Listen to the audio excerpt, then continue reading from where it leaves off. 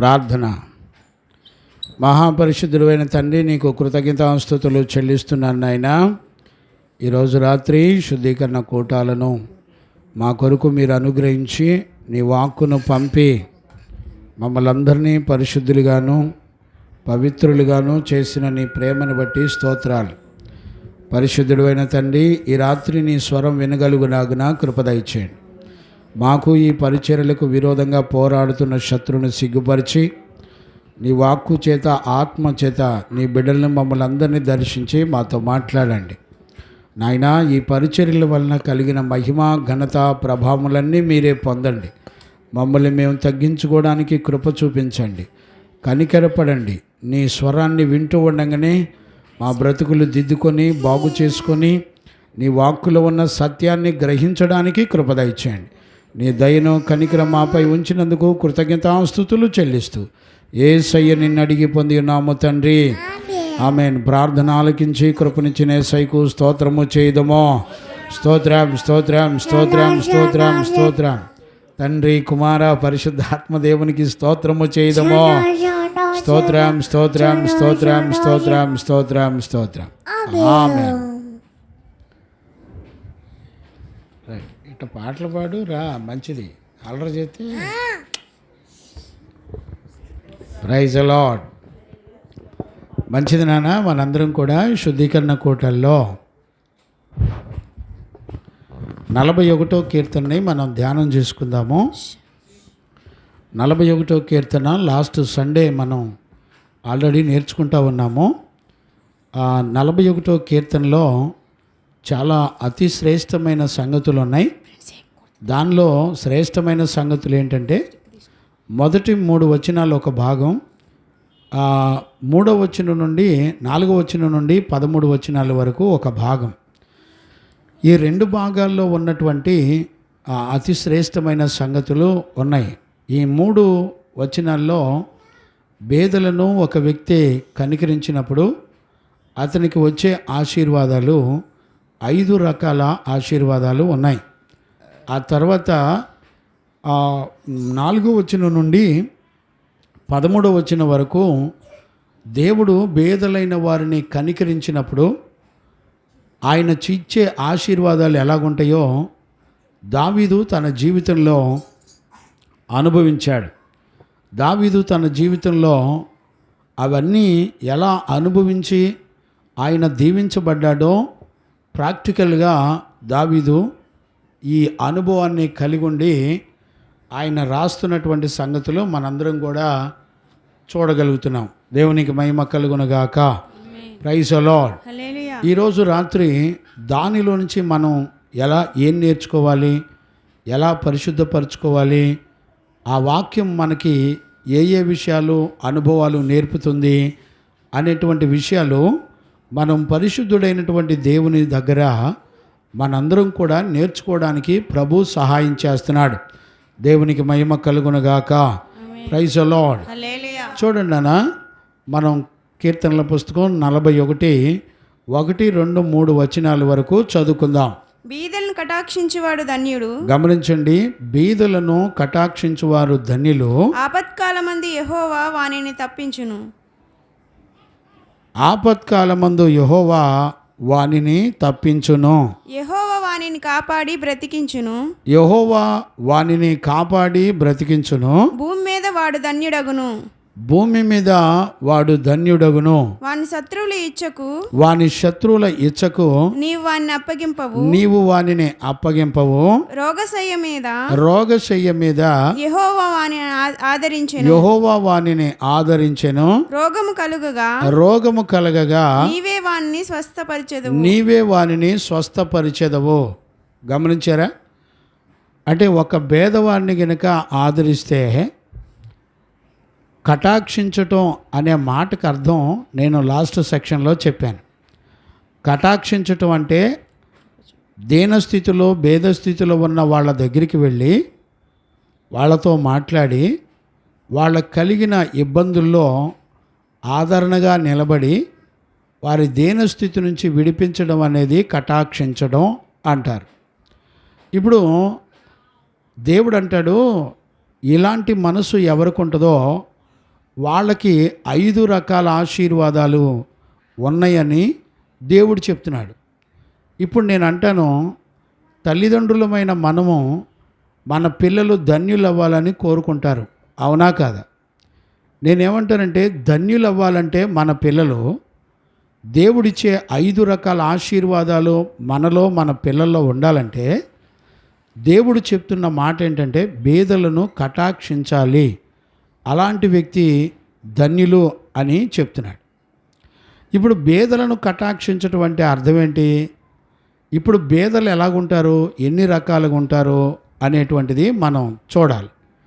వాస్తవానికి బీదలు భూమండలం మీద 2 రకాలుగా ఉంటారు. ఒకటి, మనం ఆల్రెడీ లాస్ట్ సెక్షన్లో లాస్ట్ సండే మనం దేవుని దగ్గర నేర్చుకున్నాం. లాస్ట్ సండే ఏం నేర్చుకున్నాం అని అంటే, మనం అపోస్తులను భేదవారు అన్నారని, ప్రతిష్ఠితులైన వాళ్ళు ఈ భూమండలం మీద దేవుని చిత్తం చేయడానికి తల్లిని తండ్రిని, తన కలిగిన ఆస్తుల్ని పాస్తుల్ని, తన కలిగిన వాటన్నిటిని విడిచిపెట్టి వాళ్ళు దేవుని వెంబడించటం అనేటువంటి జీవితాన్ని చేసేవాళ్ళు పేదవాళ్ళని మనం దేవుని యొక్క వాక్యంలో చూసాం.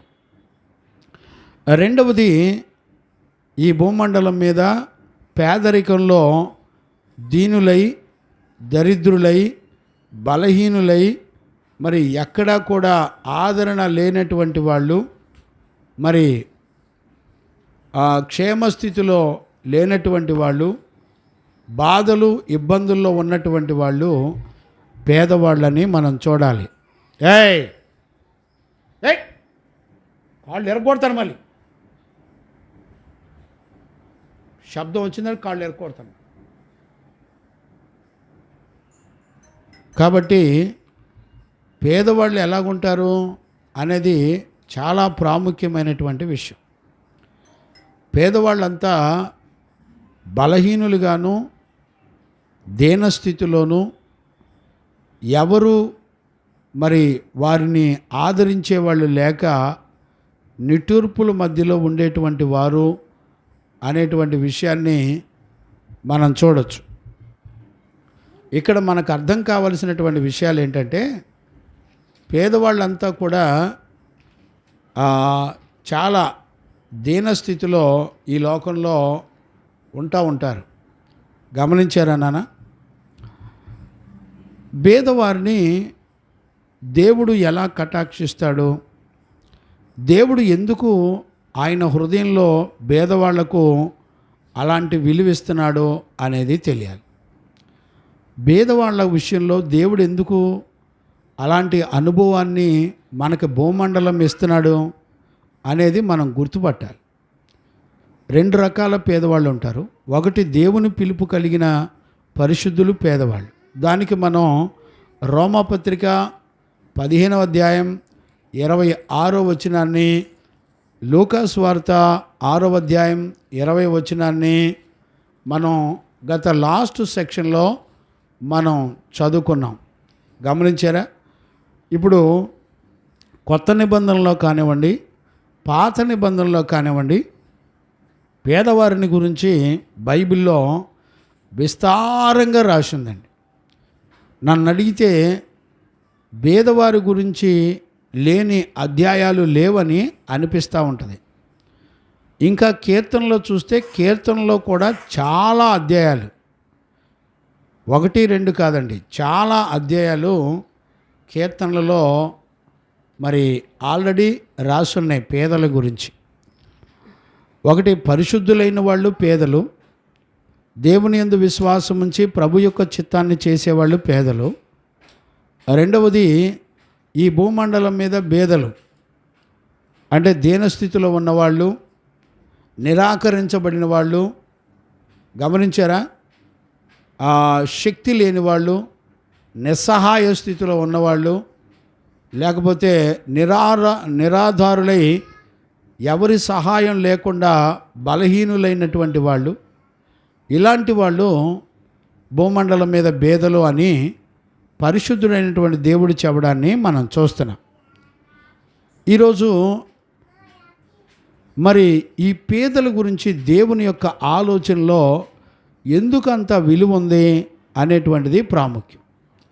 ఇక్కడ ఒక ప్రాముఖ్యమైనటువంటి అనుభవాన్ని జ్ఞాపకం చేస్తాను. ఈ పేదలు కానీ భూమండలం మీద ధనవంతులు కానీ ఎందుకు పుట్టారు అనే ప్రశ్న మన జీవితాల్లో చాలామందికి ఉంటుంది. అసలు వీళ్ళంతా ఎందుకు వచ్చారు, పేదలు ఎందుకు వచ్చారు, అందరూ సమానంగా ఉంటే బాగుండు కదా, ఎందుకని పేదలు గొప్పవాళ్ళు ధనికులు వచ్చారు అనేటువంటి విషయాన్ని మనందరం కూడా గుర్తుపట్టాలి. వాస్తవానికి బైబిల్లో రాయబడిన మాట ఏంటంటే పేదవారిని ధనవంతులను సృష్టించింది కూడా యెహోవాయే అని రాయబడి ఉంది. ఇప్పుడు గమనించండి, దేవుడు సృష్టించినప్పుడు ఆయన సృష్టిలో పేదవాళ్ళను గొప్పవారిని సమానంగా చూసేటువంటి దేవుడు. ఎందుకు సమానంగా చూస్తున్నాడు దేవుడు? వాస్తవానికి ఎందుకని మనందరం కూడా గుర్తించారా బిడ్డలారా? కాబట్టి మనందరం కూడా దీని విషయంలో ఖచ్చితంగా మనందరం కూడా గుర్తుపట్టాలి. ఇక్కడ వాస్తవానికి పేదవారు గొప్పవారు అనే భేదం మనుషుల్లోనే ఉంటుంది. ఇప్పుడు ఇవన్నీ కూడా మనం వాక్యంలో చదువుకుందాం. మనం చదువుకుంటే చక్కగా అర్థమవుద్ది. మనుషుల దృష్టిలో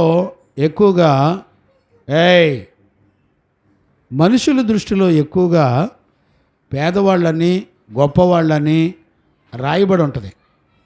ఆ మనుషుల దృష్టిలో ఎక్కువగా వాళ్ళ మనసులో పేదోడని గొప్పోడని ఉంటుంది. దీనికి కారణం ఏంటో తెలిసిన? పేదోడు గొప్పోడు అనేటువంటి భేదాన్ని కలిగి ఉండేది ఎవరో తెలిసిన? మనుషులు. కానీ దేవుని దృష్టికి పేదవాళ్ళు గొప్పవాళ్ళు అనే భేదం ఏమీ లేకుండా దేవుడు మాత్రం మనుషులందరినీ సమానంగా ప్రేమించేవాడు అనేటువంటి సంగతి మనకి ఎలా అర్థమవుద్ది, మనం ఎలా తెలుసుకోగలుగుతాం? ఇప్పుడు దేవుని హృదయంలో పేదవాళ్ళు ఎవరు, దేవుని హృదయంలో ధనవంతులు ఎవరు? వాస్తవానికి ఇక్కడ మనం గుర్తుపట్టాల్సినటువంటి విషయం ఏంటంటే పేదలు ధనవంతులు అనేది మనిషి యొక్క జీవితంలో పాపం ప్రవేశించినప్పుడు వచ్చింది. గమనించారా? అంటే పాపం ప్రవేశించక మునుపు అవ్వైనా ఆదామైనా ఇద్దరూ కూడా దేవుని దృష్టికి సమానమే. గమనించారా? చెవిగలవారు వెందురుగాక, చెవిగలవారు గ్రహించుదురుగాక. గమనించారా నాన్న? ఈ విషయాన్ని మనందరం కూడా గుర్తుపట్టాలి. అంటే ఇప్పుడు గమనించండి, దేవుని యొక్క వాక్యాన్ని మనం గుర్తుపడితే పరిశుద్ధుడైనటువంటి దేవుడు ఏమంటాడంటే, నేను మనుషులందరినీ సమానంగా చూశాను, కానీ పాపం ఏం చేసిందంటే మనుషుల్లో పేదవాడిని ఒకలాగా ధనవంతుడిని ఒకలాగా చూస్తారు అని మీరు చూస్తే యాకోబు పత్రికలో ఉండాలి. చూడండి నాన్న, యాకోబు పత్రిక 4లోనా రాబట్టయ్యా 5లోనే ఎక్కడ చూడండి. యాకోబు పత్రికలో మీకంటే గొప్పవాళ్ళు వచ్చినప్పుడు అయ్యా ఎక్కడ చూడండి ఆ మాట చూడండి. మీ ధనం చెడిపోయిను. 2వ అధ్యాయం 1వ వచనమా? రైట్. 2వ అధ్యాయం 1వ వచనం నుంచి చదవన్నానా? నా సహోదరులారా మహిమా స్వరూపియగు మన ప్రభువైన యేసుక్రీస్తును గూర్చిన విశ్వాస విషయంలో. ఇప్పుడు చూడండి, మహిమా స్వరూపియగు యేసుక్రీస్తును గూర్చిన విశ్వాస విషయాలలో మోమాటం గలవారే ఉండకుడి. ఇప్పుడు చూడండి, ఈ మాట ఎందుకు చెప్పవలసి వచ్చింది? మహిమా స్వరూపియగు మన ప్రభువైన యేసుక్రీస్తు విశ్వాస విషయాలలో పక్షపాతం ఉండదు అనే మాటకి మనం చాలా లోతుగా అర్థం చేసుకోవాలి. అంటే ఆయన సృష్టించిన సృష్టిలో మనుషులందరినీ కూడా దేవుడు సమానంగా చూశాడు. అంటే స్త్రీకి పక్షపాతం అని పురుషుడికి పక్షపాతం అని లేదు. స్త్రీని వేరుగాను పురుషుడిని వేరుగాను దేవుడే సృష్టించాడు. స్త్రీ యొక్క పాత్రలో ఆమె యొక్క జీవితాన్ని గురించి దేవుడు ఆమె చేయవలసిన పనులన్నీ చెప్పాడు. ఆమె గర్భవతి అయి బిడ్డల్ని కనాలని ఆమె జీవితాన్ని దేవుడు చెప్పినటువంటి జీవితం, సిద్ధపరిచినటువంటి జీవితం. అదే పురుషుడు ఏం చేయాలంటే, పురుషుడు ఇంటి యజమానిగా ఉండి పురుషుడు కష్టపడి తన భార్యని పోషించుకోవాలి. ఇది స్త్రీ పురుషులకి ఇద్దరికీ ఆయన పనులు చెప్పాడు, ఆయన వారి బాధ్యతలు చెప్పాడు. స్త్రీ బలహీనమైన ఘట్టమైనది అన్న మాటకు అర్థం ఏంటంటే, ఆమె ఫిజికల్గా పురుషునితో సమానం కాదు. గమనించారా నాన్న? అలాగే సేవలో కూడా, దేవుని సేవలో కూడా సంఘములో స్త్రీలు మౌనంగా ఉండి పరిశుద్ధులైన దైవజనుల దగ్గర, తన భర్త దగ్గర, భర్త అయిన క్రీస్తు దగ్గర నేర్చుకోవలసిన వారై ఉన్నారు. తర్వాత వాళ్ళు సంఘములో ప్రవచించవచ్చు, కృపావరాలు ఉన్నాయి, సువార్త ప్రకటించేవారుగా ఉండొచ్చు, కానీ సంఘాలకు కాపరులుగా ఉండకూడదు. అంతేగాని ఈ రోజున దేవునికి భేదం లేదని అన్నిటిలో భేదాలని లేనే లేవు, పురుషుడు ఎంత సమానుడు స్త్రీ కూడా సమానుడని చెప్పి బోధించేవాళ్ళు చాలామంది ఉన్నారు. కానీ స్త్రీ బాధ్యత వేరు, పురుషుడు బాధ్యత వేరు. ఇప్పుడు చూడండి, స్త్రీ పురుషుడిలాగా ఎండలో కష్టపడి పనిచేసి డబ్బులు సంపాదించి కుటుంబాన్ని పోషించడం అనేది అసంభవమైనటువంటి విషయం. అందుకనే వాళ్ళ ఫిజికల్గా తేడా ఉంది. పురుషుడు బలం వేరు, స్త్రీ బలం వేరు. అందుకని చూడండి, ఈ లోకంలో అథ్లెటిక్స్ ఆటల పోటీలు కనుక పెడితే స్త్రీ పురుషులు ఇద్దరికీ ఆటల పోటీలు పెట్టరు. స్త్రీలు స్త్రీలే, పురుషులు పురుషులే. మరి ఇద్దరూ సమానం అన్నప్పుడు, ఇద్దరూ సమానం అన్నప్పుడు చూడండి, మరి ఇద్దరికీ కలిపి ఆటల పోటీలు పెట్టాలి కదా, పెట్టరు. కారణం ఏంటంటే స్త్రీ బలహీనమైనది. గమనించారా? స్త్రీ బహిష్టు అపవిత్రమైంది. బహిష్టుతో బలిపీఠాల మీదకి ఎక్కకూడదు. పరిశుద్ధమైనది. ఒక పాపంతో పోల్చాడు. ఇశ్రాయేలుని ఏమన్నాడంటే, మీ పాపం స్త్రీ బహిష్టు వంటిది అని రాశాడు. అంటే అర్థం ఏంటంటే, ఆమెకు కేటాయించబడిన స్థలం, ఆమె పనులు అన్నీ కూడా దేవుడు కేటాయించాడు. అంతేగాని అన్నిటిలో సమానమే కదా అని అన్నిటిలో సమానాన్ని చూడకూడదు. గమనించారా? చాలా భేదం ఉంది. స్త్రీ పాత్ర వేరు, పురుషుని పాత్ర వేరు. అందుకనే ఈ లోకంలో దేవుడు ఎక్కడ కూడా స్త్రీని సంఘ కాపరిగా పెట్టలా. గమనించారా?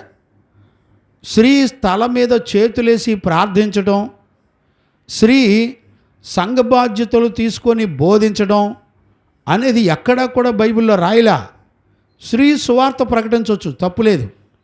స్త్రీ సంఘంలో పరిచర్యలు చేయొచ్చు, స్త్రీ సంఘంలో మరి ప్రవచించవచ్చు, కృపావరాలు కలిగి ఉండొచ్చు, బయటికి వెళ్ళి సువార్త చెప్పొచ్చు. సువార్త వేరు, సంఘానికి కాపరిగా ఉండడం వేరు. మందలో పురుషుడు ఉండగా స్త్రీ సంఘానికి కాపరిగా ఉండడానికి వీల్లేదు. ఎక్కడా కూడా ఆది కాండము నుండి ప్రకటన గ్రంథం వరకు సంఘ కాపరులుగా లేరు. గమనించారా? న్యాయాధిపతులు ఉన్నారు. ఆ రోజుల్లో పాత నిబంధనలో న్యాయాధిపతులు ఉన్నారు, న్యాయం తీర్చేవాళ్ళు ఉన్నారు, ప్రవక్తకీలు ఉన్నారు. కానీ సంఘ కాపరులుగా ఎక్కడా కూడా బైబిల్ చరిత్రలో ఆది కాండము నుండి ప్రకటన గ్రంథం వరకు ఎక్కడా కూడా సంఘానికి కాపరిగా స్త్రీ ఉండటం అనే చరిత్ర బైబిల్లో ఎక్కడా లేదు. గమనించారా? గమనించాలి. కనుక గుర్తుపట్టాలి. దేవునికి మహిమ కలుగునుగాక. శబ్దం రాకూడదు. కనుక మనందరం కూడా చాలా జాగ్రత్తగా ఉండాలి. ఈ విషయాలు గుర్తుపట్టకుండా చాలామంది వాళ్ళ ఇష్టం వచ్చినట్టు నిర్ణయాలు తీసుకొని ఎక్కడికి పడితే అక్కడికి వెళ్తూ ఉంటారు.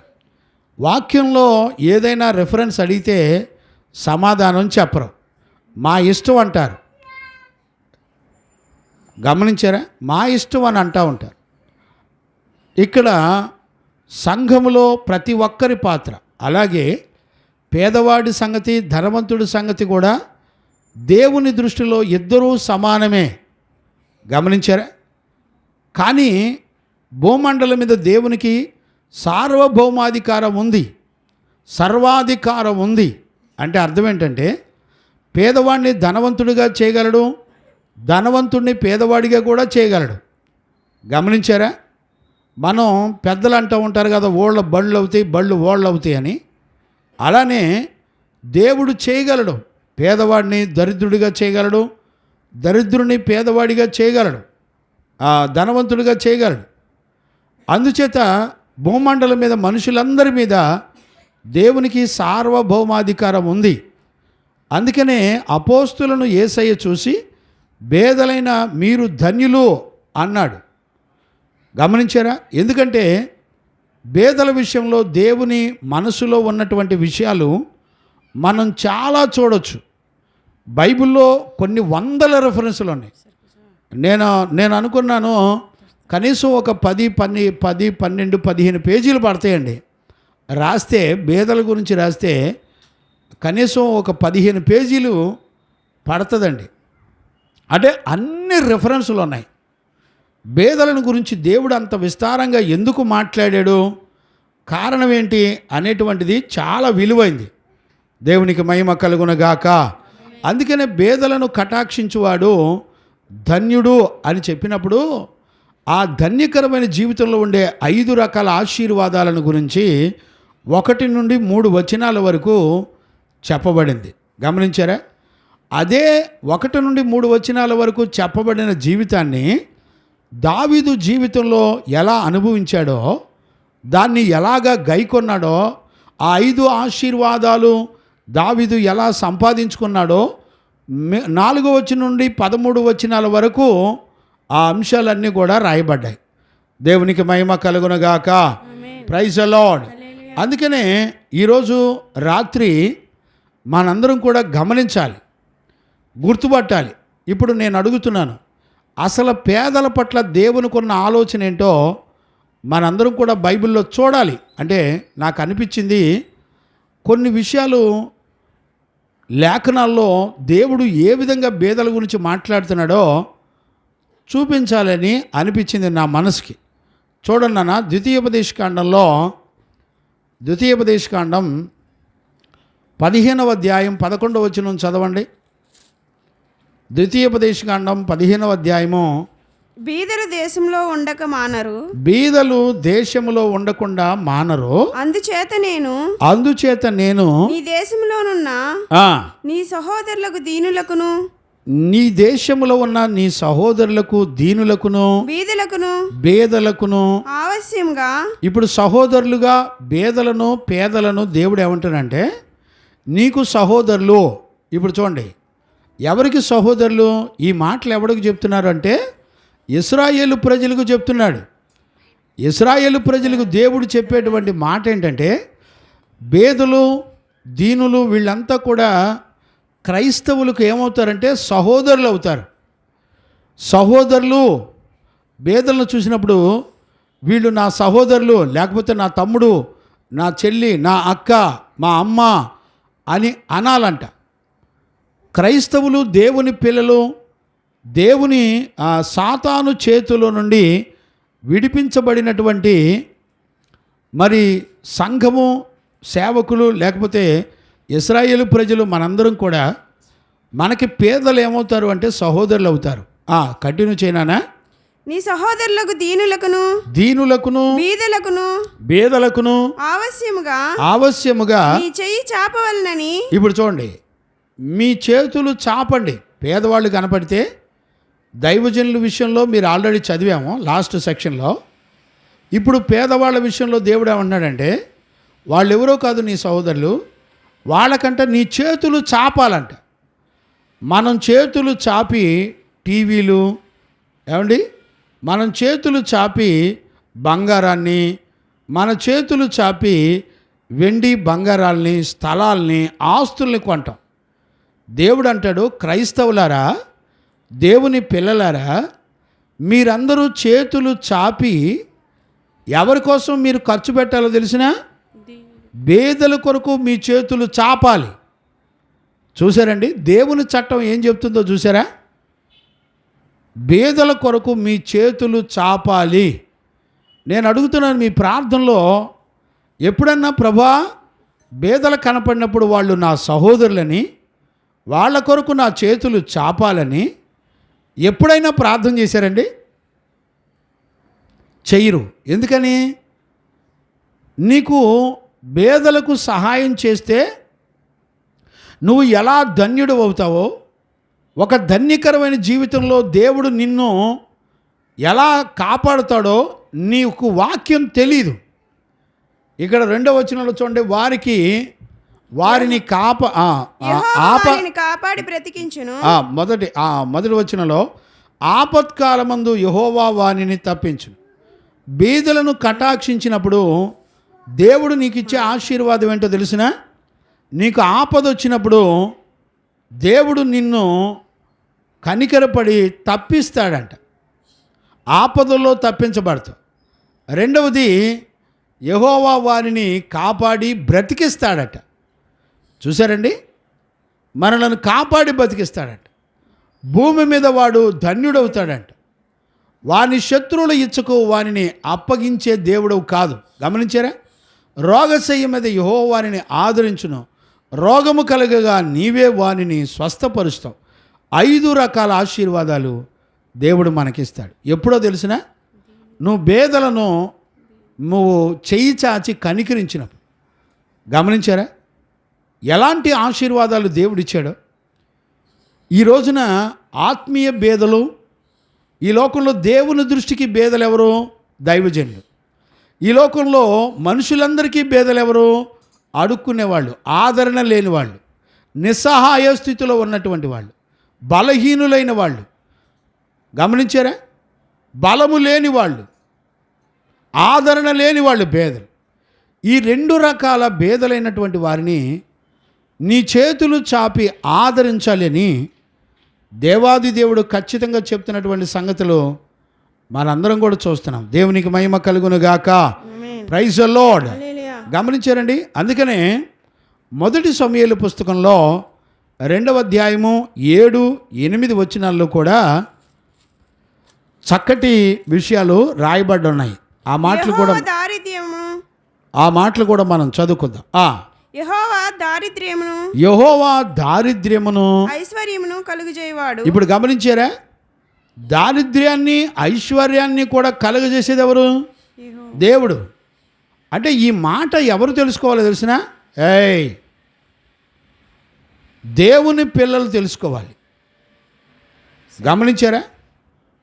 మొట్టమొదట బేదలను, దరిద్రులను, ధనవంతులను కూడా దేవుడే. ఆ మాట కంటిన్యూ చేయనా? కృంగజేయువాడును లేవనెత్తువాడును. ఇప్పుడు చూడండి, కొంగ చేయువాడును లేవనెత్తువాడును కూడా ఆయనే.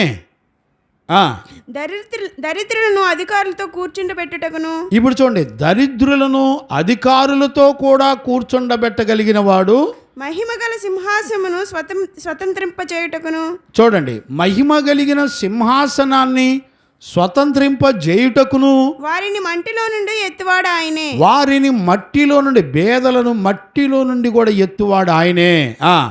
లేమి గల వారిని పెంట కుప్ప మీద నుండి లేవనెత్తువాడు ఆయనే. చూసారా? లేమి కలిగినటువంటి వాళ్ళ, అడుక్కు తినే వాళ్ళని, పెంట కుప్పల మీద ఉన్న వాటిని ఏరుకొని తినే వాళ్ళను కూడా లేవనెత్తి నిలబెట్టేవాడు దేవుడే. భూమి యొక్క స్తంభములు యెహోవా వశము. భూమి యొక్క స్తంభములు యెహోవా వశము. స్తంభములు యెహోవా వశము. లోకమును వాటి మీద ఆయన నిలిపి ఉన్నాడు. గమనించారా? లోకం మొత్తాన్ని కూడా నిలబెట్టిన వాడు దేవుడే.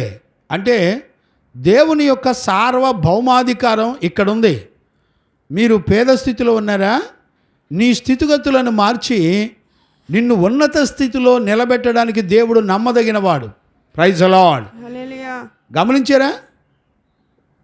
ధనవంతులను పేదవారిగా మార్చగలిగింది కూడా.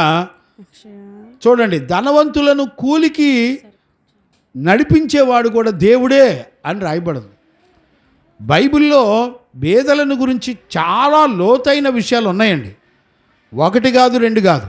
ఇప్పుడు చూడండి, సామెతల పుస్తకం 22వ అధ్యాయము 2వ వచనాన్ని మనం చదువుకోవచ్చు.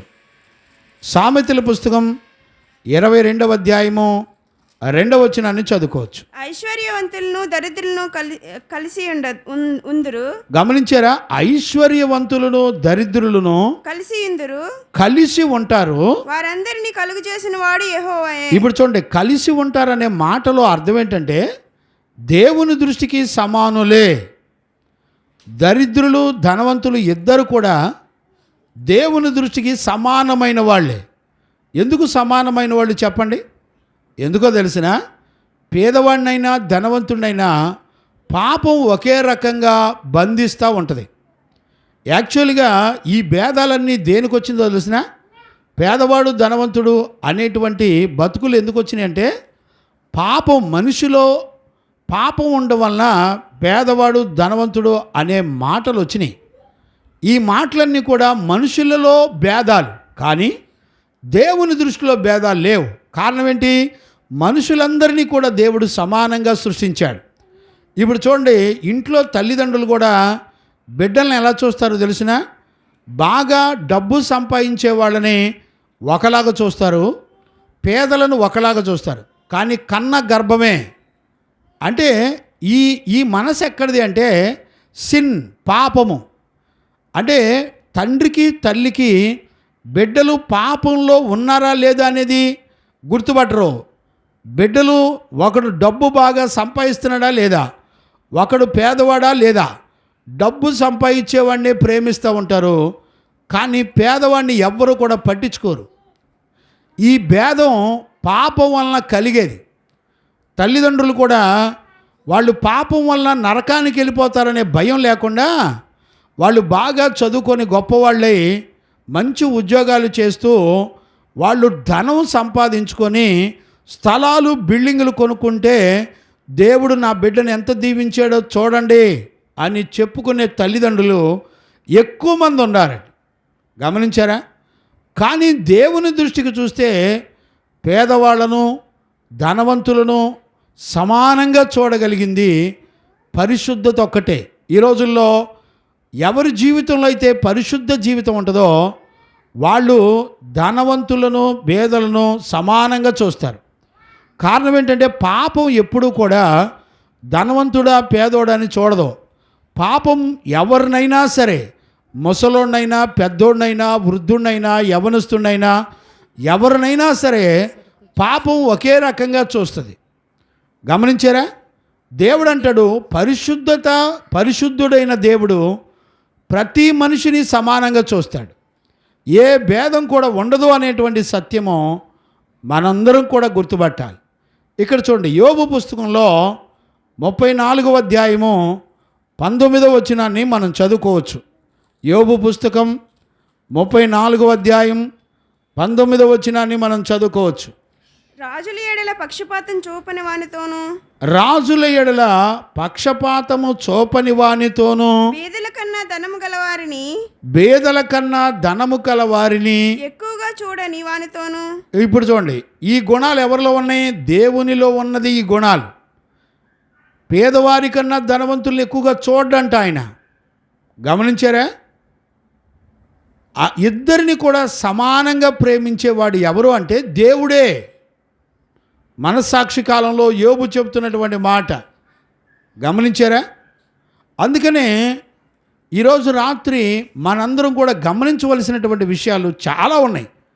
బైబిల్లో బేదలను గురించి కీర్తనలో, సామెతలు చాలా అండి. బైబిల్ మొత్తం ఎక్కడ చూసినా కొత్త నిబంధనలో కూడా చాలా సందర్భాలు చూడండి. కొర్నేలి ధర్మకార్యాలు, పేదలను ఆదరించే ధర్మకార్యాలు చాలా జరిగినాయి. గమనించారా? జక్కయ్య జీవితంలో కూడా మనం చూస్తే బేదలను చూసారా? జక్కయ్య తన కలిగిన ఆస్తిలో బేదలకు సగం ఇచ్చేసాడంట. చూసారా? చదవండి, లూకాసు వార్త 19వ అధ్యాయం 8వ వచనం చదవండి. లూకాసు వార్త 19:8. జక్కయ్య నిలవబడి ఇదిగో ప్రభువా నా ఆస్తిలో సగం బేదలకు ఇచ్చుచున్నాను. గమనించారా? నా ఆస్తిలో సగం బేదలకు. అంటే బేదలు ఎవరు? ఇప్పుడు దేవుని ప్రజలకు బేదలు ఎవరు? ద్వితీయోపదేశకాండంలో మనం ఏం చదివాం? 15-11, 11-12 వచనాలు ఏం చదివాం? బేదలు దేవుని పిల్లలకు, క్రైస్తవులకు బేదలు సహోదరులు. ఇప్పుడు జక్కయ్య బేదలకు ఇచ్చాడంట. బేదలంటే ఎవరు? ఇప్పుడు బేదలంటే పరిశుద్ధులు బేదలు, అలాగే తన సహోదరులైనటువంటి బేదలు, వాళ్ళకి తన ఆస్తిలో సగభాగం ఇచ్చేసాడంటండి. జక్కయ్య దేవుణ్ణి సంపాదించుకోవాలంటే జక్కయ్య జీవితంలో ఏం చూసాం మనం? తనకు కలిగింది సగభాగం పేదలకు ఇచ్చేశారంట. నేను అడుగుతున్నాను, నీ కలిగిన వెండి బంగారాలు పరిశుద్ధులైన పేదలకు ఇస్తారండి? చెప్పండి. నేను ఇచ్చాను. బంధకాల్లో అప్పుల్లో ఉన్న వాళ్ళకి, మన సంఘానికి వచ్చినటువంటి పేదలకి అమ్ముకున్న బంగారం మొత్తం ఇచ్చేసానండి. గమనించారా? పేదలను కటాక్షించిన వాళ్ళు, వాళ్ళను దేవుడు ఖచ్చితంగా వాళ్ళ ఆపదల్లో, వాళ్ళ రోగాల్లో, వాళ్ళ శత్రువుల మధ్య వాళ్ళు ప్రాణాపాయ స్థితిలో ఉన్నప్పుడు 5 రకాల ప్రమాదాల నుంచి దేవుడట తప్పిస్తాడు అని చెప్పాడు. గమనించారండి? ఆయన మాట ఇచ్చి తప్పే దేవుడు కాదు. నేను ఎన్నోసార్లు మరణపు అనుభవాల్లోకి వెళ్ళొచ్చా. మరణాల్లో దేవుడు నన్ను ఎన్నడూ కూడా విడిచిపెట్టలా. కారణం ఏంటో తెలుసిన? బేదలను కటాక్షించిన వాడు ధన్యుడు అని రాయబడి ఉంది. గమనించారా? దేవునికి మహిమ కలుగునగాక. Praise the lord. ఈరోజు రాత్రి మనం గమనించాలి, లేఖనాలను చాలా జాగ్రత్తగా అర్థం చేసుకోవాలి. జక్కయ్య రక్షించబడ్డాడు, జక్కయ్య మారు మనసు పొందాడు, జక్కయ్య దేవుని ప్రేమించాడు అనంటే జక్కయ్యలో ఆస్తి మొత్తం ఇచ్చాడండి. ఏమండి, నువ్వు సంపాదించినలో దానిలో దశంభాగం ఇవ్వటం కాదు, జక్కయ్య తన ఆస్తిలో సగం పేదలకు ఇచ్చాడండి. ఈ రోజున మనుషులు దేవుని పిల్లలు ఎందుకు కాపాడబడతలేదో తెలిసినా? వాళ్ళ నమ్మకం దేవుడు కాదు. వాళ్ళ నమ్మకం వాళ్ళ చదువులు, వాళ్ళ ఉద్యోగాలు, వాళ్ళ డబ్బులు, వాళ్ళ ఆస్తులు, వాళ్ళ పొలాలు, వాళ్ళ కలిగిన వాటన్నిటి మీద ఆధారపడతారు. కానీ పరిశుద్ధులు కానివ్వండి, లేకపోతే నీతిమంతులు కానివ్వండి, దేవుని యందు రక్షించబడిన పేదవారు కానివ్వండి, వీళ్ళు ఎలాగుంటారో తెలిసినా? వీళ్ళందరూ కూడా దేవుని యందు విశ్వాసం ఉంచి వాళ్ళ కలిగిన దానిలో పంచిపెట్టేశారండి. ఏమండి, నేను అంటాను, కొత్త నిబంధనలో ఈ జీవితం ప్రభు చూసి సాక్ష్యం చెప్పలేదా? జక్కయ్య, నేడు నీ ఇంటికి రక్షణ వచ్చింది అంటే అర్థం ఏంటి? అవసరమైతే పరిశుద్ధుల అవసరాల్లో ఒక ఆత్మ రక్షించబడ్డానికి నీ అన్నిటిని కూడా, నీ ఆస్తిని కూడా పంచిచ్చేయాలి. అద్భుతం ఏంటో తెలిసిన? కొత్త నిబంధన సంఘము ఆదిమ అపోస్తులలో కట్టినటువంటి సంఘాల్లో వాళ్ళు అలానే త్యాగాలు చేశారు. చదవండి, అపోస్తుల కార్యాలు 4వ అధ్యాయము 33 నుంచా 33 నుంచి చదవనన్నా. 4వ అధ్యాయం 33. ఇదియు కాక అపోస్తులు బహుబలంగా అపోస్తులు బహుబలముగా ప్రభువైన యేసుక్రీస్తు పునరుద్ధానమును గూర్చి సాక్ష్యమిచ్చిరి. దైవకృప అందరి యందు అధికముగా ఉండెను. భూములైనను ఇండ్లైనను కలిగిన వారందరూ వాటిని అమ్మి వాటి వెల తెచ్చి అపోస్తుల పాదముల యొద్ద పెట్టిరి. గమనించారా రాబట్టయ్య గారు? నీ బలం, నీ ఆస్తి, నీ ఇల్లు ఎవరికిస్తావు? అది పరిశుద్ధులకు అమ్మేసి ఇచ్చేయటమే. గమనించారా? ఆ రోజున దైవజనులు, ప్రతిష్ఠితులు వాళ్ళకి కలిగినవన్నీ కూడా అమ్మేసి ఇచ్చాడు. ఇప్పుడు మా రాబట్టయ్య గారు కష్టార్జితం ఒక ఇల్లు ఉందనుకోండి, అదేం చేయాలో తెలిసిన? అమ్మి ఆ పరిశుద్ధులకి ఇచ్చేసేయాలి, లేకపోతే పేదలైన వాళ్ళని ఆదరించాలి. సగం ఆస్తి ఇచ్చేసాడండి. జక్కయ్యని ఏమన్నాడు తెలుసా దేవుడు? నువ్వు అబ్రహాము సంతానం అన్నాడు. చప్పట్లు కొట్టండి గట్టిగా, దేవునికి మహిమ కలుగును గాక. అబ్రహాము సంతానం అయిపోయాడు జక్కయ్య. ఈ రోజున మనము అబ్రహాము సంతానం గనక కాకపోతే నువ్వు ఎన్నడూ కూడా పరలోక రాజ్యానికి, లేకపోతే నువ్వు రక్షించబడలేవు అనే సత్యాన్ని ఖచ్చితంగా మనందరం కూడా గుర్తుపట్టాలి. దేవునికి మహిమ కలుగునుగాక. ఆమేన్. Praise the Lord. హల్లెలూయా. ఇప్పుడు నీ పిల్లలకి ఆస్తి సంపాదించుకుంటావు, మంచిదే, నేను కాదన్ను. నేనేమంటానంటే నీ బిడ్డలకి ఉండాలి, నీ సహోదరులకు కూడా ఉండాలి, పరిశుద్ధులకు కూడా ఉండాలి. అంటే ఎన్ని వాటాలు వేయాలి? 3 వాటాలు వేయాలి. గమనించారా? నీ ఆస్తిని ఎన్ని వాటాలు వేయాలి తెలుసా?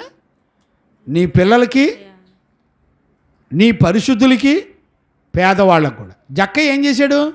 తన ఆస్తిని ఏం చేశాడండి జక్కయ్య? 1 పరిశుద్ధులకి ఇచ్చాడు, పేదలకు ఇచ్చాడు, ఎవరెవరి దగ్గర అక్రమంగా తీసుకున్నాడు వాళ్ళందరికీ చెల్లించేశాడు. 3 భాగాలు వేసాడు. గమనించారా? ఈరోజు రాత్రి వాక్యం వింటున్న దేవుని పిల్లరా, మనందరం కూడా దేవుని యొక్క చట్టాన్ని, దేవుని యొక్క లాని గుర్తుపట్టాలి.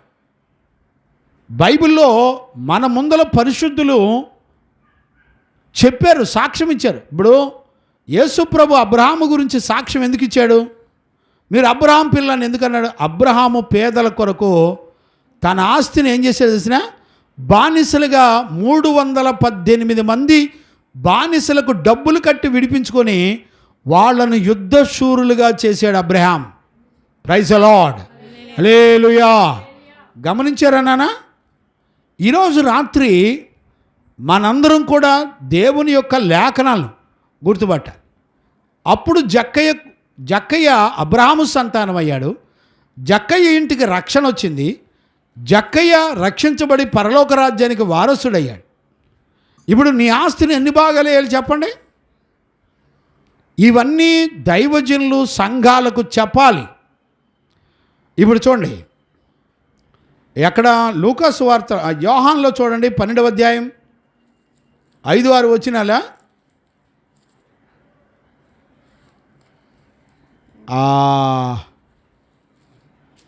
చూడండి నాన్న, 5-6 వచనాలు, 8 దాకా చదవచ్చు అనుకుంటా. 12వ అధ్యాయం 5 నుంచి. ఈ అత్తరెందుకు 300 దేనారములు కమ్మి యేసు ప్రభు పాదాలు కడిగి, మరియా పాదాలు కడిగి, ఆ అత్తరు పూసి పాదాలు కడిగినప్పుడు శిష్యులు చెప్తున్నారు, చదువునానా? ఈ అత్తరెందుకు 300 దేనారములు కమ్మి, ఈ అత్తరెందుకు 300 దేనారాలు కమ్మి బీదలకు ఇయ్యలేదనను. చూసారా? అంటే ఇక్కడ శిష్యులకు కూడా దేవుని యొక్క చట్టం తెలుసు. డబ్బులు పేదలకు ఇవ్వండి, ఈ అత్తరు నమ్మేసి పేదలకు ఇవ్వచ్చు కదా. ఇప్పుడు యేసు ప్రభు ఏమన్నాడు చదవండి. వాడు ఇలాగ చెప్పినది బీదల మీద శ్రద్ధ కలిగి కాదు గాని వాడు దొంగ అయి ఉండి తన దగ్గర డబ్బు సంచి ఉండినందున అందులో వేయబడినది దొంగిలించుచు వచ్చెను గనుక అలాగ చెప్పెను. కాబట్టి యేసు నన్ను పాతిపెట్టి దినమునకు ఆమెను దీన్ని నుంచుకుని నీడి. బీదలు ఎల్లప్పుడూ మీతో కూడా ఉందిరు కానీ. ఇప్పుడు చూడండి, బీదలు ఎల్లప్పుడూ మీతో కూడా ఉంటారు కానీ నేను ఎల్లప్పుడూ మీతో ఉండనని చెప్పాను. గమనించారా? బీదలు ఎల్లప్పుడూ మీతోనే ఉంటారు. అంటే ఎప్పుడు దాకా? ఈ సృష్టి ఉన్నంత వరకు. అంటే దేవుని రాజ్యం భూమండలం మీదకి వచ్చే వరకు పేదలు మనతో ఉంటారు. దేవుని రాజ్యం వచ్చిన తర్వాత ఇక పేదలు ఉండరా అంటే ఉండరు. ఎప్పటి వరకు ఉంటారు? పరలోక రాజ్యం భూమండలం మీదకి వచ్చే వరకు, దేవుని యొక్క రాజ్యం భూమండలం మీదకి వచ్చే వరకు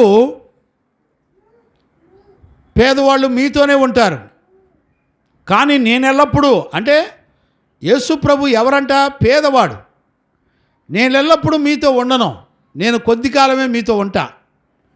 కాబట్టి ఆయనను ఘనపరచటం అనేది మరి దేవుడు ఖచ్చితంగా చెప్తున్నటువంటి సత్యాన్ని మనం చూడొచ్చు.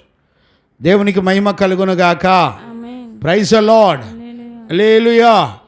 చూడండి నాన్న, మనం కీర్తనల పుస్తకంలో 9వ అధ్యాయం 18వ వచనాన్ని కూడా మనం చూడొచ్చు. కీర్తనల పుస్తకం 9వ అధ్యాయం 18వ వచనాన్ని కూడా మనం చదవచ్చు. దరిద్రులు నిత్యము మరవబడరు, దరిద్రులు నిత్యము మరవబడరు, బాధపరచబడు వారిని నిరీక్షణాస్పదం ఎన్నటికి నశించదు, నిరీక్షణాస్పదం ఎన్నటికీ నశించదు. యెహోవా లెమ్ము, నరులు ప్రబలకు పోవుదురుగాక. చూడండి, అంటే అర్థం ఏంటంటే దేవుడు దరిద్రులను బేదలను మరిచిపోడు అని అర్థం. ఆయన ఎన్నడూ కూడా మర్చిపోడు. 69:33 కూడా చదువునేనా? కీర్తనల పుస్తకం 69:33 కూడా చదువుకుందాం. యెహోవా దరిద్రుల మొర ఆలకించువాడు. ఇప్పుడు చూడండి, యెహోవా దరిద్రుల యొక్క మొరను ఆలకించేటువంటి వాడు, ఖైదులో నుంచబడిన తన వారిని ఆయన తృణీకరించువాడు కాడు. గమనించారా? బేదల దరిద్రుల ప్రార్థన ఎల్లప్పుడూ ఆలకిస్తూనే ఉంటాడు. అంటే బేదవాళ్ళు, దరిద్రులైనటువంటి వాళ్ళు కనుక దేవుని మీద ఆధారపడి ప్రభువా నీ ప్రార్థన చేస్తేనట ఆయన ఎప్పుడూ కూడా వాళ్ళ ప్రార్థన ఆలకించకుండా మానడంట.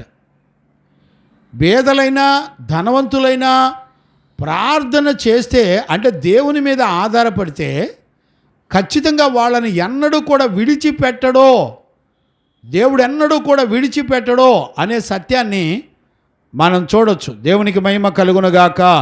Praise the Lord. హల్లెలూయా. గుర్తుపడుతున్నారు నాన్న?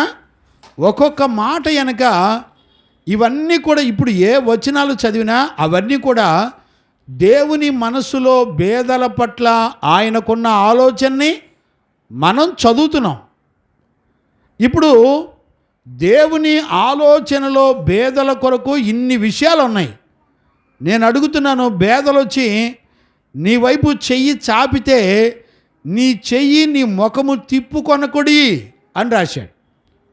గమనించారా?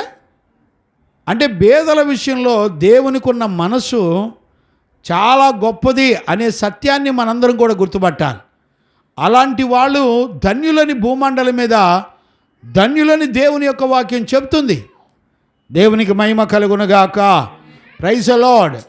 ఇప్పుడు చూడండి నాన్న, యెషయా పుస్తకంలో 41:17 కూడా మనం చదవచ్చు.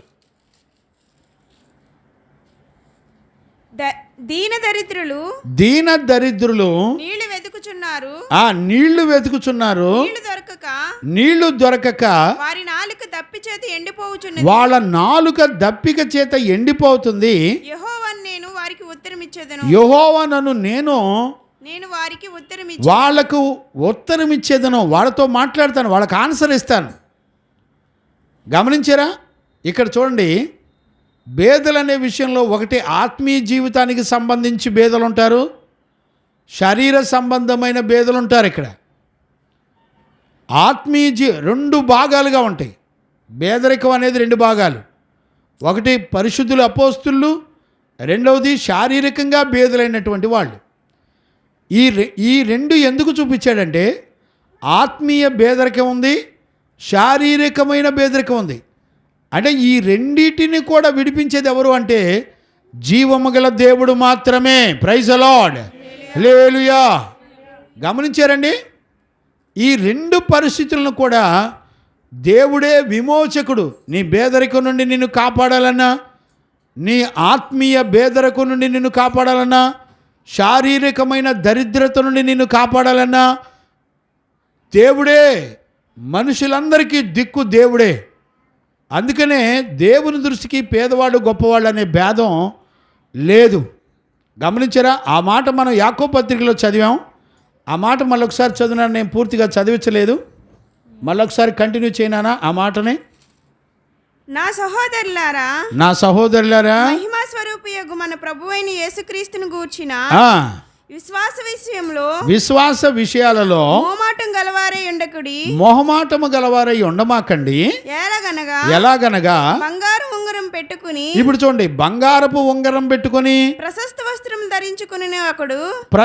వస్త్రములు ధరించుకునేటువంటి ఒకడు సమాజ మందిరంలోనికి వచ్చినప్పుడు, నువ్వు చర్చిలోకి వచ్చినప్పుడు మురికి బట్టలు కట్టుకుని కట్టుకొనిన ఆ, దరిద్రుడును లోపలికి వచ్చిన ఎడల దరిద్రుడును లోపలికి వచ్చిన ఎడల మీరు ప్రశస్త వస్త్రములు ధరించుకొని వారిని చూచి మీరు ప్రశస్తమైన వస్త్రములు ధరించుకున్న వారిని చూచి సన్మానించి నీవిక్కడ ఆ, మంచి స్థలమందు కూర్చుండమని చెప్పి మీరిక్కడ మంచి స్థలమందు కూర్చుండమని చెప్పి ఆ దరిద్రునితో నీవిక్కడ నిలువుము లేక ఇక్కడ నా పాదపీఠమునకు దిగువన కూర్చుండమని నా పాదపీఠముల దగ్గర దిగువన కూర్చోమని చెప్పిన ఎడల మీ మనసుల్లో భేదములు పెట్టుకుని. ఇప్పుడు చూసారా, మనుషుల్లో భేదం ఉంటది.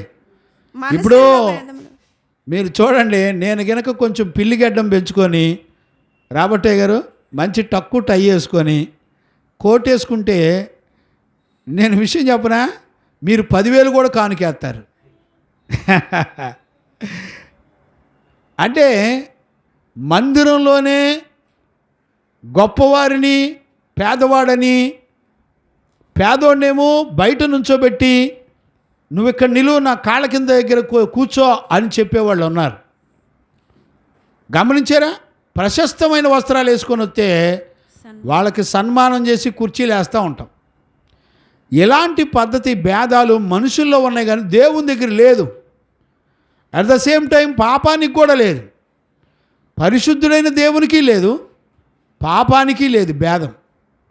ఈరోజు వాక్యం వింటున్న దేవుని పిల్లరా, మనం భేదాలను గురించి తెలుసుకోవడం ఎంత ప్రాముఖ్యమో ఈరోజు ఖచ్చితంగా మనందరం కూడా గుర్తుపట్టాలి. నేను కొంచెం ఫ్లోటింగ్లో ఎక్కువ వేరే చెప్దాం అనుకున్నాను, కానీ అసలు పేదల గురించి జీవగ్రంథంలో దేవుని హృదయంలో ఏ సంగతులు ఉన్నాయో బిడ్డలకు చెప్పాలనే మనసు నాకు కలిగింది. ఇంకా మనం గనక చూస్తే చూడండి నాన్న, ఇప్పుడు మనం ఏమేమి చూసాం? బేదలను ధనవంతులుగా చేసేది దేవుడే, ధనవంతులను బేదలుగా చేసేది కూడా దేవుడే. అలాగే బేదలను ధనవంతులను సమానంగా చూసేది కూడా దేవుడే, పేదలను జ్ఞాపకం చేసుకునేది కూడా దేవుడే, పేదల ప్రార్థన ఆలకించేది కూడా దేవుడే, పేదలకు న్యాయము తీర్చేది కూడా దేవుడేనంట. చూడండి నాన్న, 140వ కీర్తన 12వ వచనాన్ని కూడా మనం చదువుకోవచ్చు. 140వ కీర్తన 12వ వచనాన్ని మనం చదువుకోవచ్చు. బాధింపబడు వారి పక్షమున యెహోవా వ్యాజ్యమాడుననియు దరిద్రులకు దేవుడు న్యాయము తీర్చుననియు నేను ఎరుగుదును. దేవునికి మహిమ కలుగునుగాక. నిశ్చయముగా నీతిమంతులు నీ నామమునకు కృతజ్ఞతాస్తుతులు చెల్లిస్తారు. యథార్థవంతులు నీ సన్నిధిని నివసించెదరు. గమనించారా? యథార్థపరులు దేవుని మందిరావరణంలో నివాసం ఉంటారు. ఏమండి, ఒక మనిషికి దేవుని పట్ల యథార్థమైన మనసుంటే వాళ్ళు కానీ వాళ్ళ పిల్లలు కానీ ఎక్కడుంటారో తెలిసినా దేవుని మందిరావరణంలో పచ్చని ఒలీవ మొక్కల వలె ఎదుగుతారు.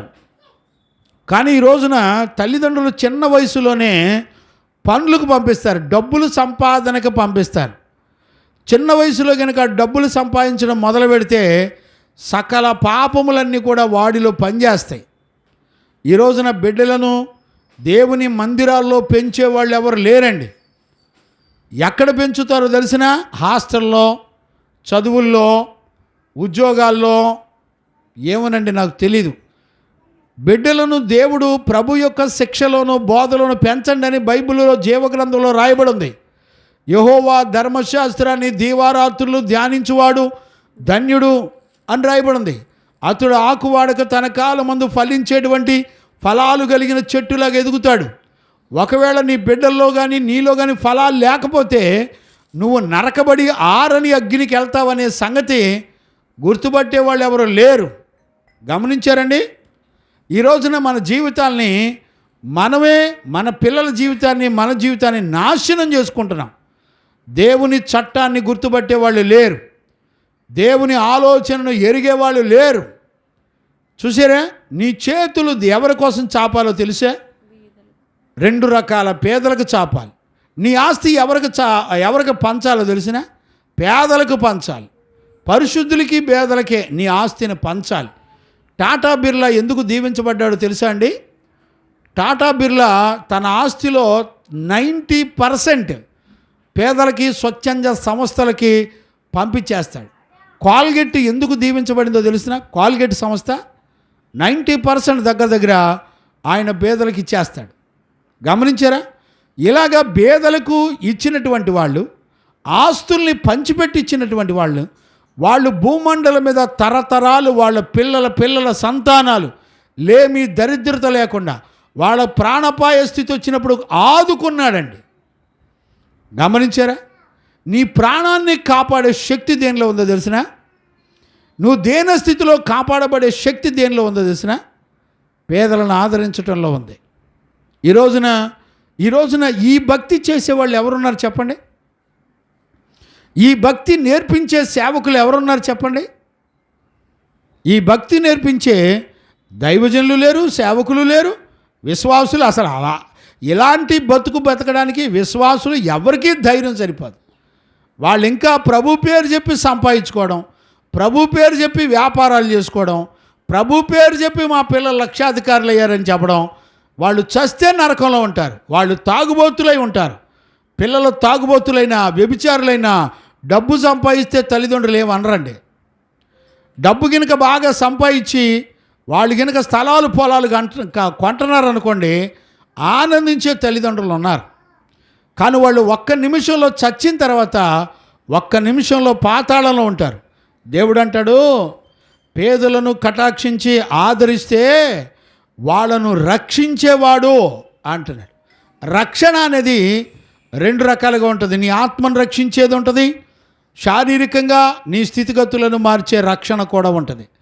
ఈ రోజున ఈ వాక్యాలన్నీ 2 రకాల ఆశీర్వాదాలకు సంబంధించినటువంటి లేఖనాలు. దేవునికి మహిమ కలుగునుగాక. Praise the lord.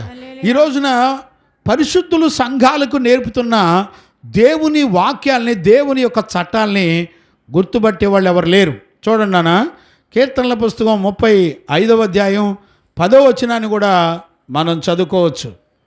అప్పుడు యెహోవా నీ వంటి వాడెవడు? మించిన బలము గల వారి చేతిలో నుండి దీనులను దోచుకునే వారి చేతి నుండి దీనులను. ఇప్పుడు చూడండి, దోచుకునేటువంటి పేదవాళ్ళని, దోచుకుంటున్నటువంటి వాళ్ళ దగ్గర నుంచి విడిపించేది కూడా దేవుడే. ఒకవేళ నువ్వు పేదవాడివై నిన్నెవరైనా అన్యాయం చేసి దోచుకుంటే నువ్వు ప్రార్థన చేయి చాలు, మొరపెట్టు చాలు, దేవుడు యుద్ధం చేస్తాడు. దేవునికి మహిమ కలుగునుగాక. Praise the lord. దేవుడు యుద్ధం చేస్తాడు. ఆయన కాపాడే దేవుడు. వాళ్ళ మొర ఆలకించి వాళ్ళ దరిద్రతలో నుండి, మరి వాళ్ళని శోధిస్తున్నటువంటి మోసగాళ్ళు, దరిద్రులైనటువంటి వారిని కాపాడేది, న్యాయం తీర్చేది దేవుడు అనే సత్యాన్ని మనందరం కూడా గుర్తుపట్టాలి. ఈ రోజుల్లో తల్లిదండ్రులైన వాళ్ళు చాలామంది ఏడుస్తూ ఉంటారు. అయ్యా మా పిల్లలు నన్ను చూస్తలేదు అని ఏడుస్తూ ఉంటారు. విషయం ఏంటి చెప్పనా? నీ పిల్లలు నిన్ను చూడాలంటే నువ్వు దేవునికి ఇష్టమైన తల్లిగా, బిడ్డగా ఉండాలి. దేవుని కనికరం గనుక నీ మీద ఉంటే నిన్ను బాధించే వాళ్ళ చేతుల నుంచి విడిపించి నీకు, నీ పిల్లలకి సమాధానం ఇచ్చేవాడు దేవుడు. దేవునికి మహిమ కలుగునుగాక. Praise the lord. ఈ రోజున గుర్తుపట్టే తల్లిదండ్రులు లేరండి. అసలు దేవుని దృష్టికి పాపులుగా దేవుని చట్టాన్ని నిరాకరిస్తూ బ్రతుకుతున్న తల్లిదండ్రులకు ఖచ్చితంగా శ్రమల పాలు దేవుడు చేస్తాడు. ఇప్పుడు బేదలై ఉండి నన్నెవరూ ఆదరించట్లేదు అని కనుక నువ్వు ప్రార్థన చేస్తే దేవుడు ఖచ్చితంగా ఆలకించి నీకు అన్యాయం చేసే వాళ్ళని ఆయన ఏం చేస్తాడు తెలిసిన? న్యాయం చేస్తాడంట. అంటే అర్థం ఏంటో తెలిసిన?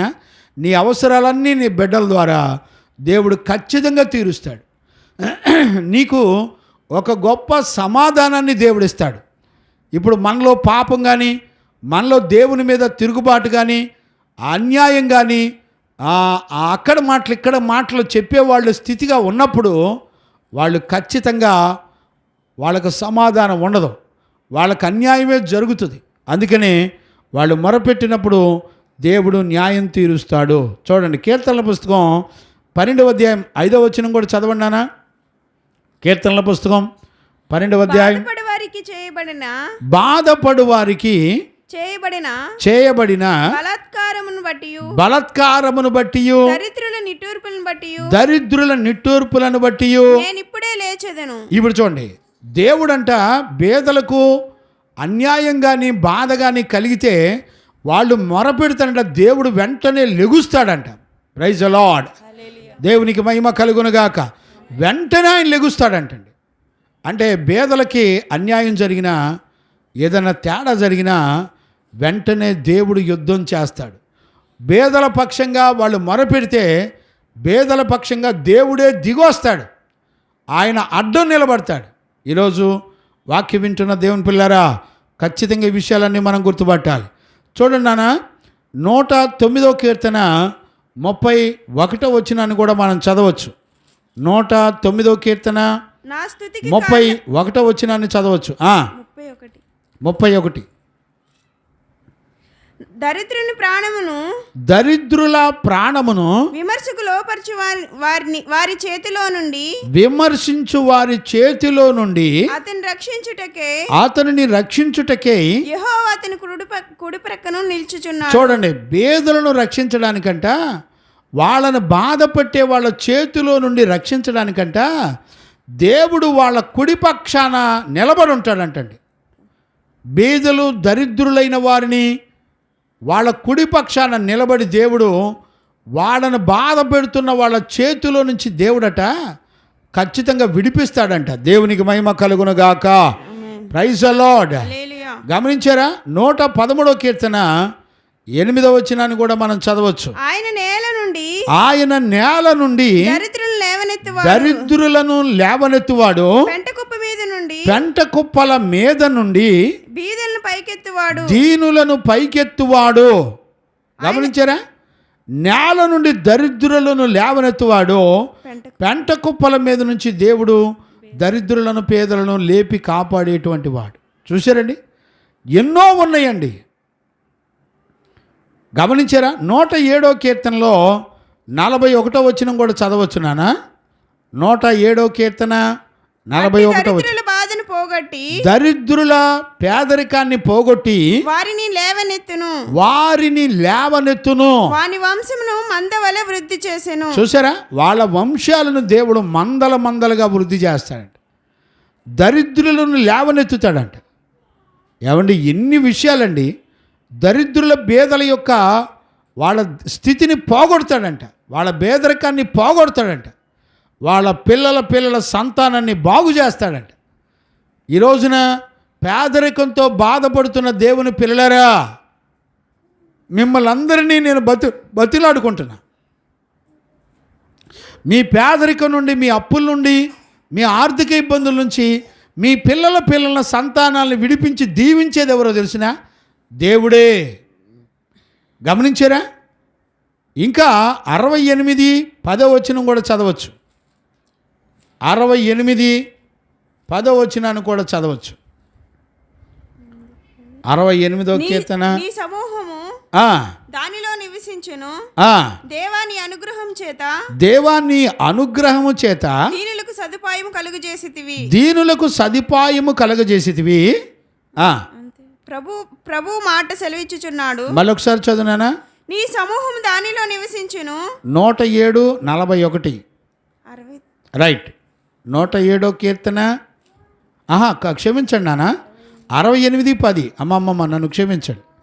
68:10 కరెక్టే, నువ్వు చదివింది కరెక్టే నాన్న. సమూహం దానిలో నివసించును, దేవా నీ అనుగ్రహం చేత దీనులకు సదుపాయం కలుగజేసితివి. ఇప్పుడు చూడండి, నీ అనుగ్రహం చేత దీనులకు సదుపాయం కలుగజేసితివి అంటే అర్థం ఏంటి? అంటే దేవుడు ఒక పేదవాడిని కనుక అనుగ్రహిస్తే వాడికి కావలసిన సదుపాయాలన్నీ కూడా దేవుడు ఇస్తాడంటే. నిజంగా అండి, నేను చెప్తున్నాను, అసలు ఈ షెడ్డు కానీ, మనకి మందిరం సపరేట్ కరెంటు కానీ, అసలు ఇవన్నీ సమకూర్చబడినప్పుడు నేను అసలు ఆశ్చర్యపోయా.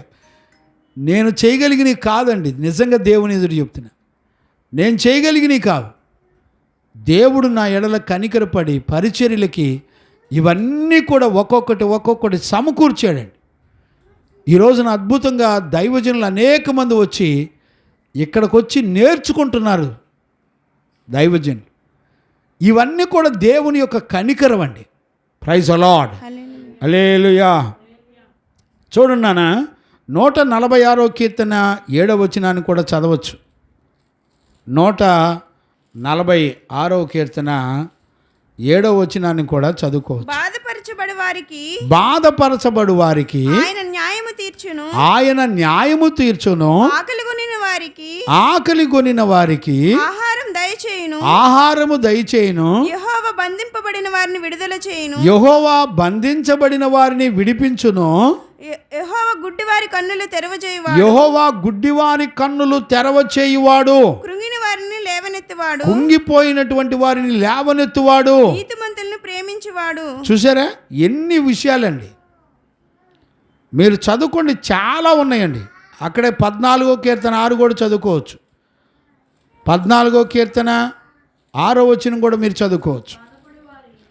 బాధపడు వారి చూడండి, బాధపడే వారి ఆలోచనను, ఇప్పుడు చూడండి, బాధపడే వారి యొక్క ఆలోచనలను మీరు తృణీకరించెదరు.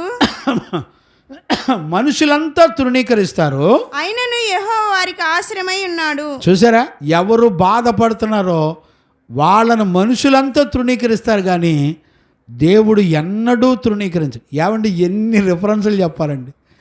నిజంగా చెబుతున్నాడు, 10-15 పేపర్లో రాయొచ్చండి. అన్ని రెఫరెన్సులు ఉన్నాయి బైబిల్లో పేదలను గురించి. వాళ్ళ గురించినటువంటి దేవుని ఆలోచన ఎంత గంభీరమైనది అండి. వాళ్ళని కాపాడుకుంటే చాలంటండి, మీ పిల్లల తరాలని, మీ ప్రాణాలని, మీ ఆయుష్కాలాన్ని అన్నిటినీ దేవుడే ఆయన కృపతోడండి అడ్డు ఉండి కాపాడుతాడంట. పేదల ప్రార్థనలు ఆలకిస్తాడంట, వాళ్ళ అవసరాలన్నీ తీరుస్తాడంట, వాళ్ళని కాపాడుకుంటాడంట, వాళ్ళ ప్రార్థన ఆలకిస్తాడంట, ఎక్కడా విడిచిపెట్టాడంటండి. ఏంటండి ఈ వాక్యాలు? అసలు పేదల గురించినటువంటి వాక్యాలు ఎందుకు దేవుడు ఇన్ని రాయించాడు చెప్పండి. ఏమండి, తల్లిదండ్రుల గురించి రాయొచ్చుగా, బంధుమిత్రుల గురించి రాయొచ్చుగా, పేదల గురించి దేవుడు ఎందుకు జీవగ్రంథంలో ఇన్ని రెఫరెన్సులు రాయించాడు చెప్పండి. కాబట్టి ఈరోజు రాత్రి పేదల విషయంలో ఒక ప్రత్యేకమైన ప్రార్థనా జీవితం కలిగి ఉండాలి. మనం ప్రార్థన చేసుకుందాం. అలాంటి కృప యేసయ్య మనందరికీ అనుగ్రహించి నడిపించునుగాక. ఆమెన్. ప్రార్థన. స్తోత్రం స్తోత్రం స్తోత్రం స్తోత్రం స్తోత్రం. మహాపరిశుద్ధుడైన తండ్రి, శుద్ధీకరణ కూటాల్లో మొదటి దినాన నీ బిడ్డలమైన మమ్మల్ని అందరినీ దర్శించి మాతో మాట్లాడుతూ వచ్చారు నాయన. నీకు కృతజ్ఞతాస్తుతులు చెల్లిస్తున్నాను నాయన. నీ వాక్కును పంపి బేదలు భూమండలం మీద ఎందుకుంటారు, ఎలా ఉంటారు, అసలు బేదలు భూమండలం మీద బేదలని ధనవంతులని ఎందుకు భేదాలు ఉంటాయి, ఆ భేదాలు పాపం వలన కలుగుతాయని, ఇదిగో నీతిమంతుడైన దేవుని దృష్టికి ఇద్దరూ సమానమే అనే సంగతి ప్రభా, పేదలు ఎలాగుంటారో వాళ్ళ విషయంలో నీ ఆలోచనలు ఎలాగుంటాయో వాళ్ళ విషయంలో వాళ్ళ మొర ఆలకించే దేవుడు అని ప్రభా, పేదలు 2 రకాలుగా ఉంటారని ప్రభా, నీ వాక్యంలో నుంచి మాతో మీరు తేటగా మాట్లాడి మమ్మల్ని బలపరిచినందుకు కృతజ్ఞతాస్తుతులు చెల్లిస్తూ యేసయ్య నిన్ను అడిగి పొంది ఉన్నాము తండ్రి. ఆమెన్. ప్రార్థన ఆలకించి కృపనిచ్చి సమాధానం చేత నడిపించిన యేసయ్యకు స్తోత్రము చేయదమో. స్తోత్రం స్తోత్రం స్తోత్రం స్తోత్రం స్తోత్రం. తండ్రి కుమార పరిశుద్ధాత్మదేవునికి స్తోత్రము చేయదమో. స్తోత్రం స్తోత్రం స్తోత్రం స్తోత్రం స్తోత్రం. ఆమెన్. మన తండ్రి అయిన దేవుని నుండి, మన ప్రభు అయిన యేసుక్రీస్తు నుండి, పరిశుద్ధాత్ముని అన్యోన్య సహవాసము, సన్నిధి, సమాధానం విశ్వసించిన బిడ్డలకును సకల పరిశుద్ధులకును యేసయ్య కృప సమాధానములు మనందరికీ తోడై ఉండి నడిపించునుగాక. ఆమెన్. ఆమెన్.